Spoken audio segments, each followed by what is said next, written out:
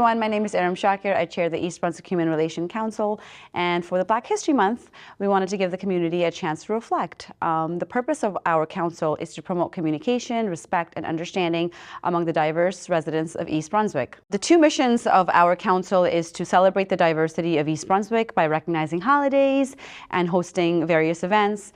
And our second goal is to strengthen the bonds between the residents by addressing issues of discrimination and bias through awareness, education, and acceptance. I chose a quote by Martin Luther King: "Injustice anywhere is a threat to justice everywhere."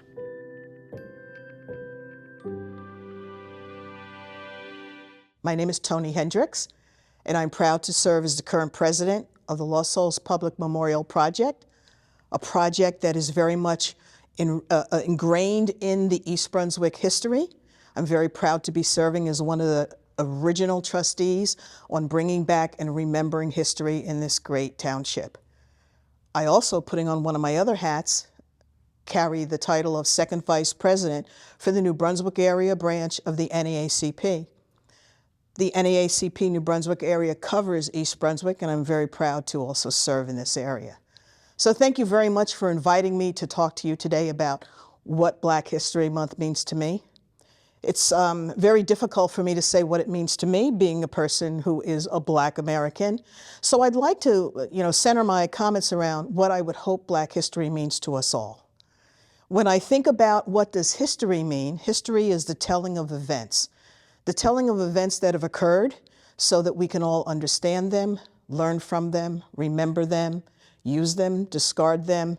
But it's the history of events. And if we look at the history of events in this country, it is impossible to separate Black history from the history of the United States.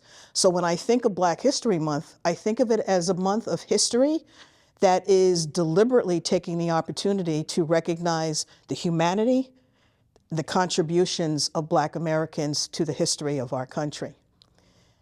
That leads me to what's important about Black history to me. Well, having come up, being born in the early 50s, and having lived through the period of time that many people associate with as the Civil Rights Movement, I could spend time talking about that, but I'd rather talk about the role of history as it relates to humanity, the role of Black Americans in this country as it related to the events in the building, the development, and the current history of this country. And when we think about it, we tend to focus on certain names, certain positions of power. What I would like to bring to our attention are the individuals whose names we do not know, whose names are lost to history, whose deeds are not recorded and taught to us, but they very much were an important part of our history. So take, for instance, the Civil Rights Movement. When Martin Luther King came to Selma, Alabama, don't think he came with a caravan full of tractor trailers that were loaded with civil rights people and walked into Selma and said, okay, I'm going to get you organized and tell you what to do. No, it was very much already in place. The good people of Selma already were grappling with civil rights. There were already countless people who were involved in the work and worked alongside of Martin Luther King. So I challenge us all to think about Black Americans through the lens of humanity, through the lens of the humanity of our forefathers, our aunts, our uncles, our grandparents, and what role they played at every event, every important milestone in the building and the development of this country.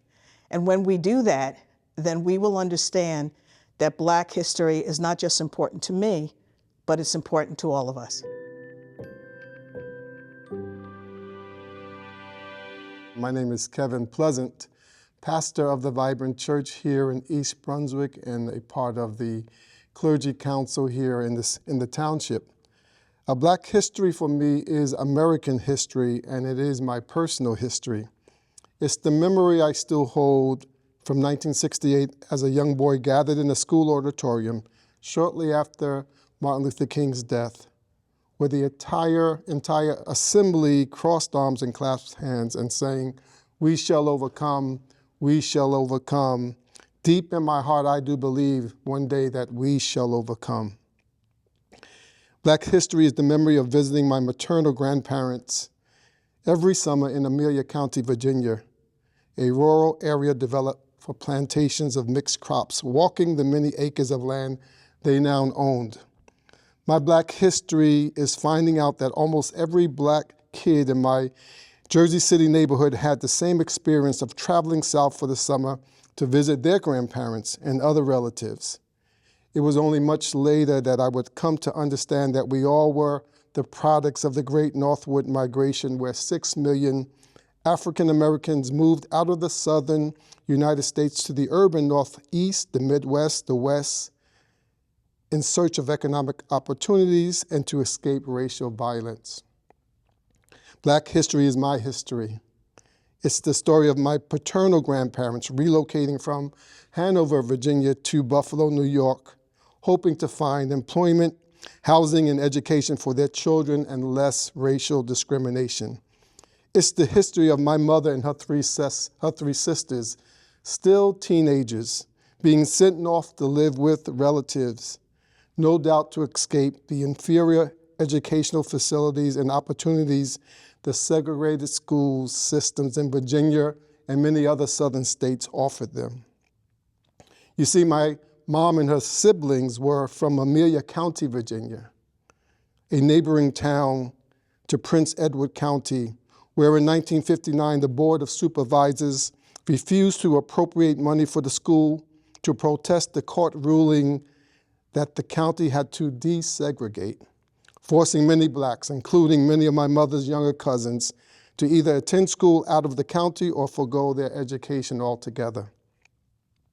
My Black history is the memory of watching the recorded video of Martin Luther King's 1968 speech, "I've Been to the Mountaintop," a speech seeing the anguish in his eyes as he boldly proclaimed, "Like anybody, I would like to live a long life.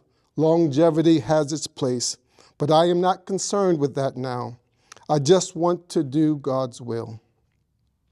And he's allowed me to go up to the mountain, and I've looked over and I've seen the promised land. I may not get there with you, but I want you to know that we as a people will get there to the promised land. Black history is personal. It's my history. Lastly, it's the memory of my mom and dad, despite the racial discrimination they endured, never spoke a negative word against any other race or let a racist slur slip in the presence of their own 12 children, instead instilling and modeling before us the value of hard work, saving, planning, and faith in a loving, benevolent, gracious God, for they taught us that promotion comes from the Lord, and that God is not a respecter of person, but that God looks not on the outward appearance of a man, but looks on the heart of each of us. The celebration of Black history is American history, and it's the celebration of my history.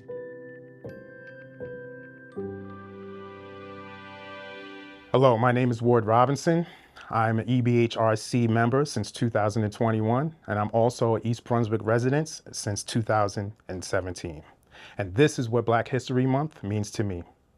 Black History Month to me is a celebration of my ancestors and their achievements, which include the forward-thinking concepts and the world-changing inventions that they have contributed to our everyday lives. It also is about the acknowledgement of the Black contribution and how it has infiltrated all aspects of society. Black History Month serves as a reminder to me that America would not be as wealthy or innovative if it weren't for the hard work, intelligence, and of course, the courage of those that came before me. It is a reminder that I must do my part to influence positive change in my community. I'm proud to celebrate Black History Month because honestly, there would be no American history without Black history.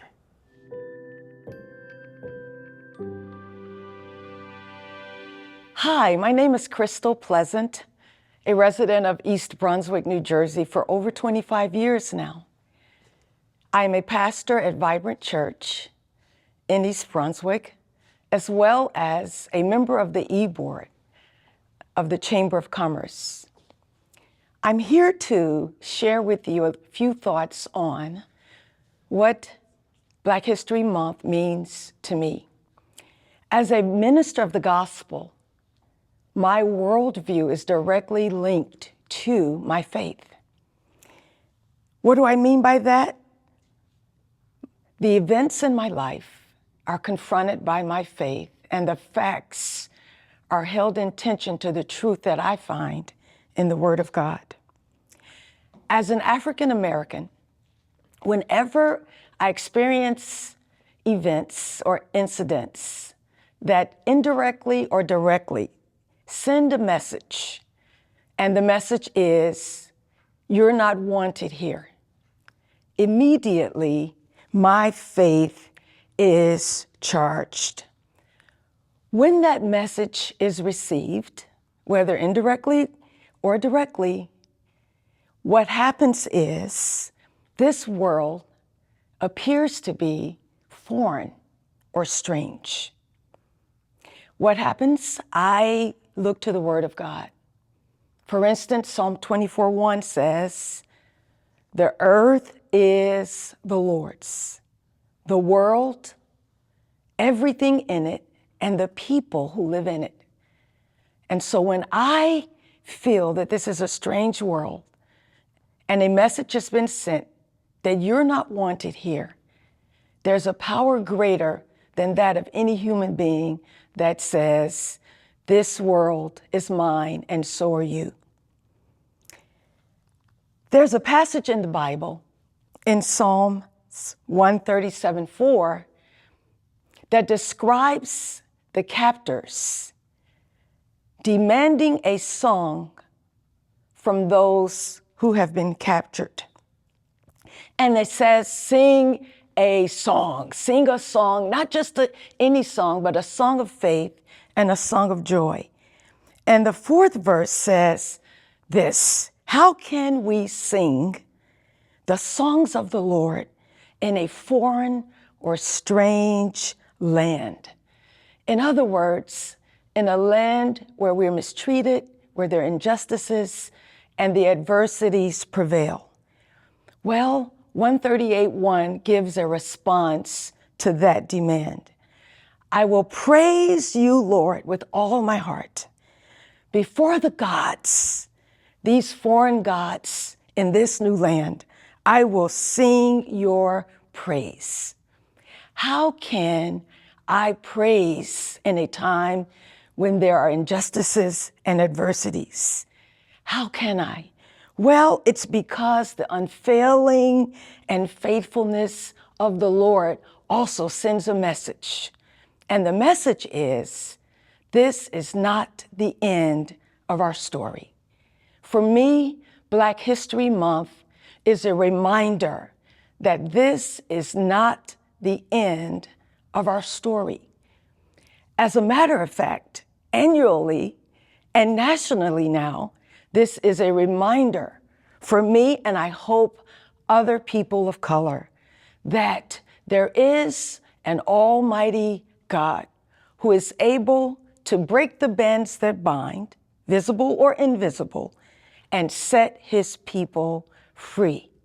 And we can sing, and not only sing praises, but live out praises, because the truth remains, this is not the end of our story.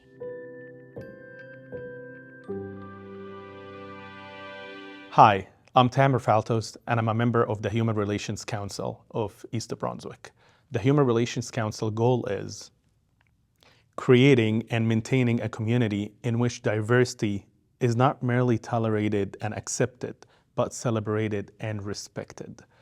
I thank you so much for having me today and inviting me to talk about Black History Month. I'm gonna make this very short and sweet. Black History Month is a time to honor the strength and contribution of our Black leaders who have shaped our world today. It's a reminder to learn from the past, celebrate the present, and inspire the future. Black history is American history, and it deserves to be recognized every single day. Now, my name is Dr. Reggie Wright Jr., and I teach a social emotional learning character development curriculum to 5th grade students here in the township of East Brunswick. The question on the table is, what does Black History Month mean to me? What does Black History Month mean to me? When I think about Black History Month, the first and foremost thing that comes to my mind is my grandparents. Let's start with my grandmother. She migrated to New Jersey from Mississippi, Corinth, Mississippi. She came to New Jersey in 1960. At the time, she was a 19-year-old. She came here August of 1960, to be exact, August 19th. At 19 years old, she gave birth to my mother. She came here literally in the midst of civil rights. As we know, civil rights started around 55 and ended in 68, so my grandmother came here in 1960. She was a sharecropper in Mississippi before she came to New Jersey. She raised my mother and she raised my uncle, and then she had to take on the daunting task of raising me, her grandson. I like to say I was born in the 80s but raised in the 90s, but at that time there was so much that was taking place. You had the war on drugs, you had the crack epidemic. So when I think about Black History Month, I think about those that have paved the way for me, and my grandmother did that. She set the standards and conditions for me getting a good education. It was something that was non-negotiable for her. She said, as long as God gives me breath in my body, I'm going to see to it that you get an education. How many of you know that standards don't change? Expectations do, but standards don't change. My grandmother had certain standards, and one of them was that she was going to see to it that I get a good education. And one of the reasons is because she understood that for so many years, Black people weren't afforded the opportunity to get an education. So she understood the value of an education. She also taught me an article that Dr. King wrote back in 1947. A lot of people don't know this, but Dr. King graduated high school at the age of 15. He skipped 9th and 11th grade. While he was a junior at Morehouse College in Atlanta, Georgia, he wrote an essay called The Purpose of Education. And Dr. King said that the purpose of education was two things. He said it's intelligence plus character. Let me say that again. He said it was intelligence plus character. And those are two things that my grandmother emphasized. She emphasized the value of education being something that you acquire and then you apply it. And she also emphasized me becoming a person, I would rather say, of high character. So character is important. It's not just about what you do, but it's also about who you are. I also think about my grandfather, a man that I call Papa C. He came into my life when I was 5 years old. He's from Atlanta, Georgia. Him and Dr. King's birthday is actually 4 months apart from each other. And my grandfather was someone that I saw with a tremendous amount of work ethic, a commitment, a dedication to his family. He did an exceptional job in raising me. He woke up and went to work every day at 7 a.m. in the morning, worked 7 to 3, and then worked his second job from 4 to 10. It just amazed me to see how he worked diligently day in and day out. He never complained. He never raised his voice. He never cursed at me. He never beat me. But I saw from his work ethic and how he carried and conducted himself, he exemplified manhood to me. So when I think about Black history, I think about my 95-year-old grandfather, who is still with me today, and I'm grateful for that. Him and my grandmother both are with me today. Obviously, I follow the lessons and teachings of Dr. King himself. He's somebody that inspires me in the work that I do. And one of the things I think about Dr. King said is this. He said, life's most persistent and urgent question is, what are you doing to help others? Let me say that again. He said, life's most persistent and urgent question is, what are you doing to help others? And that was a question that Dr. King posed when he was preaching a sermon in Montgomery, Alabama in 1957, 10 years after he gave his first sermon. He was in a small church in Montgomery, Alabama when he posed that question to the congregation. That challenge that he gave to them today, back then, still affects us today. What are we doing to help others? I think that's extremely important for us to think about. What do we do day in and day out? How urgent are we? How persistent are we as we're trying to help other individuals? I also think about all the adversity and opposition that I faced growing up. And I think about Dr. King when he said that the ultimate measure of a man is not where he stands in times of comfort and convenience. He said the ultimate measure of a man is where he stands in times of challenges and controversy. And how many of you know that we're going to go through some adversity and opposition in life, but the true measure and character of a person is where do they stand in those moments of adversity and opposition? So I just think about all those things, and I think about everything that's been done for an individual like myself to be in a position that I am. I have an undergrad in computer science. I have a master's in arts and religion. I have a doctorate in educational leadership. And when I think about those degrees and those accomplishments, I don't think about it as something that I've been able to do on my own. I think about it because people have paved the way for me to be where I'm at today and to have the opportunity to do some of the things I'm doing today. And that's all it's about. It's about legacy. It's about passing the torch forward and remembering and never forgetting what's been done for you. And as we move forward, it's important to reflect on the lives that people have lived so that we can be able to do some of the things we're doing today. So I hope this has been encouraging to you. I hope it inspires you, and I hope it's been transformational to you.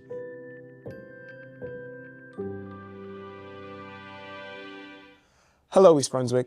My name is Brandon Winter. I'm a 2023 graduate, and today I'd like to take some of your time to explain the impact that Black History Month has on me.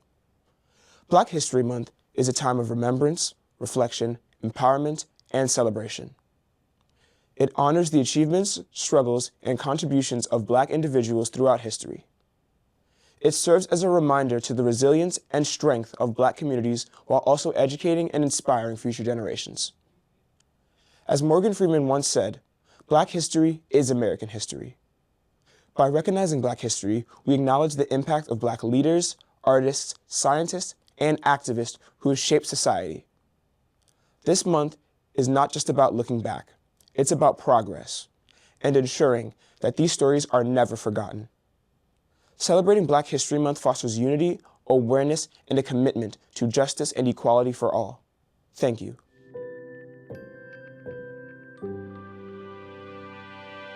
I'm a massive student of history. And I think when you have an opportunity to actually study Black history in this country, it's basically the history of this country. It comes from a different viewpoint, obviously a different perspective, a different experience, but it is American history.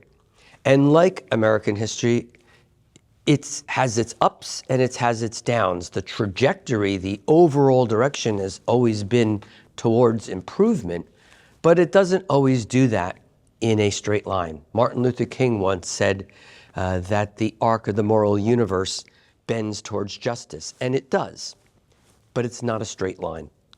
We've had times when clearly Blacks were brought to this country against their will. That was a terrible time. I wasn't alive.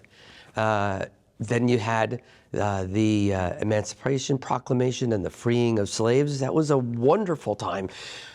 Blacks in this country thought that this was finally their chance to feel like they're real Americans and that they were accepted and can contribute to our overall country. And then we went through periods of Jim Crow and the Reconstructionist South, which took the whole thing backwards for decades. And then we had civil rights movements in the 60s, which gave voice to a community that had felt that they were not recognized and valued in our community. And that led to some major changes, which were all for the better, but it didn't happen overnight. And now we're at a point in time where there's a lot more opportunity. There's nobody that would ever want to go back to the way that it was before. However, there's momentary increases and momentary areas and times when we tend to step back a little bit. But the trajectory has always been towards improvement. Are there areas that need to be addressed? Absolutely. There are still major disparities in healthcare, disparities in educational opportunities, disparities in finding housing. And all of those disparities, if not addressed, leads to disparities in opportunity, disparities in income, disparity in opportunity. So we've got our work cut out for us. And it's not necessarily just a national problem. It's right here in New Jersey as well. So, but we put our heads together, we do the right thing, and we try to address these issues a little bit each time and look for improvement in a way that gives people the ability to look at their children and realize that they have absolutely the same opportunities as everybody else. That's where we need to be. And I think we're getting there. Not there yet, but we're getting there. So on behalf of our community and in recognition of Black History Month, I salute a community that has been such an important part of our American culture, American fabric, the fabric of New Jersey, and the fabric of this township, which stresses and has continued to stress the importance and the value of the diversity that we have here. I'd like to thank everyone for participating in this video. If you'd like to stay connected and know more, please check out us on Facebook. We're also on Instagram. Please feel free to keep connected.